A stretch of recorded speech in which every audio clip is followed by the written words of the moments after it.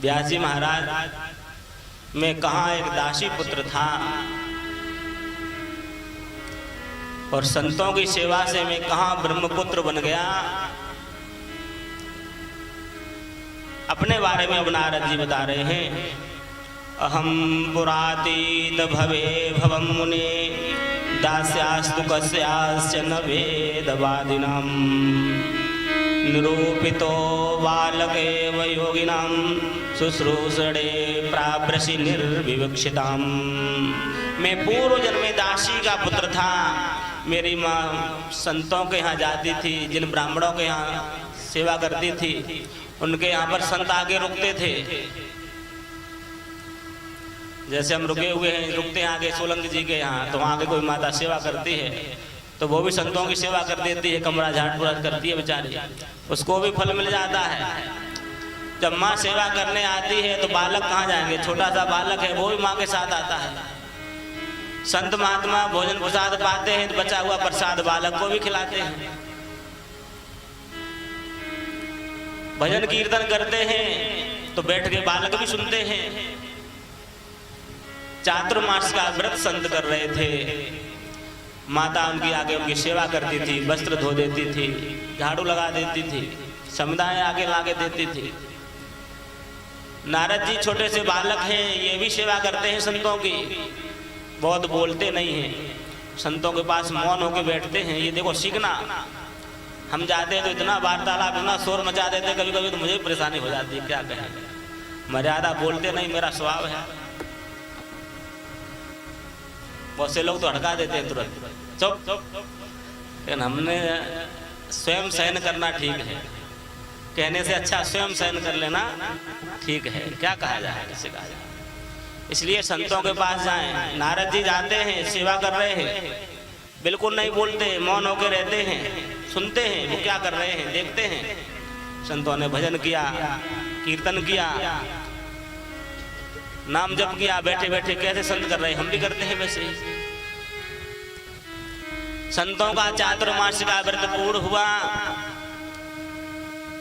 संत लोग जाने लग गए, पीछे पीछे नारद जी भी चलने लग गए। संतों ने देखा, बेटा तू कहाँ जा रहा है? महाराज जी हम भी आपके साथ चलेंगे। नहीं नहीं बेटा, तू माँ का अकेला बालक है और तेरी माँ ने मेरी सेवा की है और हम लेके गए तो तेरी माँ क्या कहेगी। देखो मैंने संतों की सेवा की, संत मेरे बालक को उठा ले गए। आजकल तो बच्चों को डर पाते हैं, मत कहते बाबा को दे देंगे, मतलब बाबा घर में आए नहीं कभी। ऐसी बालक के ऐसे संस्कार डाल देते हैं, बाबा को देखते ही कहेगा अरे तो हमको ले जाने वाला ही बाबा है, मतलब रोटी भी नहीं देने वाला दोबारा कभी। क्यों? हमने उसके अंदर ऐसे संस्कार डाल दिए, बालक को सिखा दिया है कुछ करोगे तो हम बाबा को दे देंगे। ऐसा मैंने देखा सुना, इसलिए कह रहा हूँ, ऐसा नहीं है। ऐसे संस्कार कभी नहीं डालना चाहिए बच्चे के अंदर। बच्चा तो बालक है, उसके अंदर क्रोध उत्पन्न हो जाएगा, अरे बाबा ले जाने वाले बाबा होते हैं। संतों ने रोक दिया, बेटा नहीं तुम घर पे ही रहो, मैं तुमको मंत्र दे देता हूँ, तुम भजन करना, मैं दीक्षा दे देता हूँ। मंत्र दे दिया नारद जी को, और अभी तुम्हारी माँ है, अभी आप छोटे हो, माँ की सेवा करो। नारद जी लौट के आ गए। अब थोड़ा भजन करने लग गए हैं नारद जी। माला जपते हैं तो माँ को सबसे बड़ा कष्ट है। आज भी माताओं को ये होता है, अगर बालक भजन साधन करने लग गए ना, मंत्र मारने लगे, तो माताओं को पहले चिंता है कहीं बाबा न बन जाए। चोर डकैत बन जाए कोई दिक्कत नहीं है, लेकिन बाबा नहीं बनना चाहिए। हम संतों को पूजेंगे, सेवा करेंगे, लेकिन अपने बालक को बाबा नहीं बनने देंगे। कैसी विडंबना है। अरे समाज में संत नहीं आएंगे तो इस समाज की रक्षा कौन करेगा, हमारे धर्म की रक्षा कौन करेगा।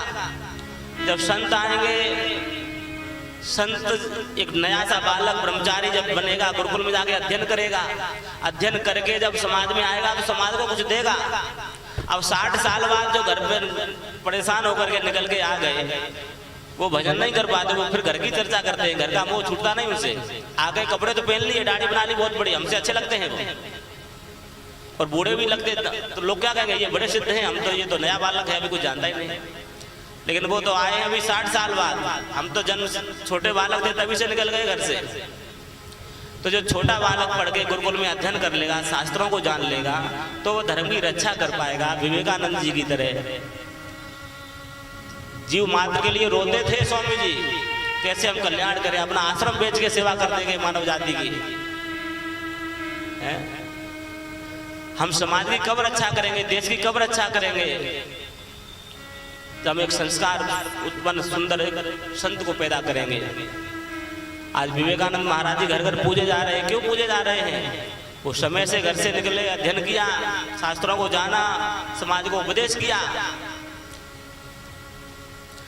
छोटा सा बालक निकले, अध्ययन करे और फिर समाज में जाए तो कितना सुंदर है, समाज की रक्षा करेगा। क्योंकि संतों के बगैर कोई समग्रता की भावना, एकत्व की भावना कोई नहीं कर सकता। समाज के बारे में जो संत विचार कर सकते हैं, देश के बारे में जो संत विचारते हैं, ये दूसरा मानव को ऐसा साधारण नहीं विचार सकता। देश भावना बड़ी उच्च भावना है, समाज के लिए जीना बड़ी। अब जब नारद जी भजन साधन करने लग गए तो माता बड़ी परेशान, अपने घर में चर्चा करने लग गई। कोई भी पड़ोसन आती है, मैं अपने बालक का विवाह कर देती जीते जी, फिर मर जाती तो कोई बात नहीं है, छोटी सी बहू आ जाती घर में। अब नारद जी बड़े परेशान, अरे राम राम, अभी तो हम सोच रहे थे माता जी सिधार जाएंगी तो भजन करेंगे, और कोई देवी घर में आ गई तो प्रार्थना करनी पड़ेगी, देवी सिधारे तब जाएंगे, तो मेरा तो पूरा जीवन ही निकल गया, भजन कब करेंगे? नारद जी बड़े परेशान, प्रभु से स्मरण कर रहे, प्रभु अब आप ही कुछ करो। एक दिन क्या हुआ, माता गाय दूहने गई थी, संध्या का समय था, अंधकार था। एक सर्प के ऊपर माता का पैर पड़ गया, सर्प ने माता को काट लिया और माता का देहांत हो गया, शरीर छूट गया माता का। नारद जी को बालकों ने बताया कि तुम्हारी माँ का शरीर छूट गया है। नारद जी अंदर से तो बहुत खुश हुए, बहुत सुंदर हुआ, प्रभु बच गए हम, नहीं तो मैया का विवाह करा देती तो बड़ी मुश्किल हो जाती। लेकिन संसार की दृष्टि से थोड़े से रोए, आंसू बहाए, नहीं तो लोग क्या कहते, बड़ा मूर्ख है, माँ मर गई और हंसता है? माँ के लिए रोता भी नहीं, अंदर से तो बड़े प्रसन्न हैं, लेकिन बाहर से व्यवहार में, जगत में रोना दिखाना थोड़ा सा। अनुग्रहम मन्यमाना प्रातिष्ठम दिशमुत्तराम। जब माँ का शरीर पूर्ण हो गया, अब तो कोई है नहीं, निकल गए उत्तर दिशा की तरफ। संतों का दिया हुआ मंत्र तो था ही, स्नात्वा पीत्वा रे नद्या उपस्पृष्टो गतश्रमः। स्नात्वा पीत्वा, स्नान किया एक सरोवर में, देख कर गए जल, और जल पिया है, और एक सुंदर वृक्ष देख करके उसके नीचे बैठ गए, ध्यान करने लग गए, भजन करने लग गए। वो संतों की कृपा का फल था। जैसे ध्यान में मन लगा, मन एकाग्र हो गया, प्रभु से मन जुड़ गया। हृदयासीन में सने हरि, परमात्मा हृदय में प्रकट हो गए। ऐसे आनंद की अनुभूति हो गई नारद जी को, और थोड़ी देर में ही वह ज्योति अंतर ध्यान हो गई, वह अनुभूति अंतर ध्यान हो गई, जो परमात्मा हृदय में प्रकट हुए थे। अब नारद जी घबराए, बार बार ध्यान लगा रहे हैं, वह ध्यान में आ ही नहीं रहा है ब्रह्म। अब नारद जी बड़े परेशान, अरे राम, आकाशवाणी होती है, आकाशवाणी ने कहा अभी आप योगी नहीं हुए हैं, अभी परिपक्व योगी नहीं हुए हैं, अभी भजन साधन करिए, उसके बाद आपको मेरे दर्शन होंगे। नारद जी ने कहा प्रभु जब मैं परिपक्व नहीं हुआ था तो आपने दर्शन ही क्यों दिए, अब तो मैं आपके बगैर रह ही नहीं सकता। अभी पक्व कसायाणाम दुर्धर्षोहम योगिनाम, मैं कुयोगियों को प्राप्त नहीं होता हूँ, अभी आप परिपक्व नहीं हुए हैं। आकाशवाणी कहकर चली गई। अब नारद जी पुनः अपनी यात्रा को आगे बढ़ाते हैं, भजन साधन करते करते सृष्टि का लय हुआ, और पुनः सृष्टि जब हुई तो नारद जी ब्रह्मपुत्र बन के उत्पन्न हो गए।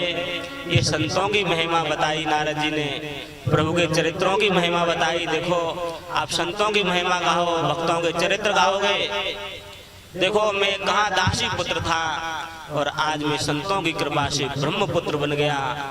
नारद जी को तो कंस भी सम्मान करता है, देवता भी सम्मान करते हैं, असुर भी सम्मान करते हैं। जहां जाए नारद जी, त्रिकाल गति हो गई, कहीं भी चले जाते हैं, स्वर्ग में, वैकुंठ में। ये संतों का प्रभाव बताया।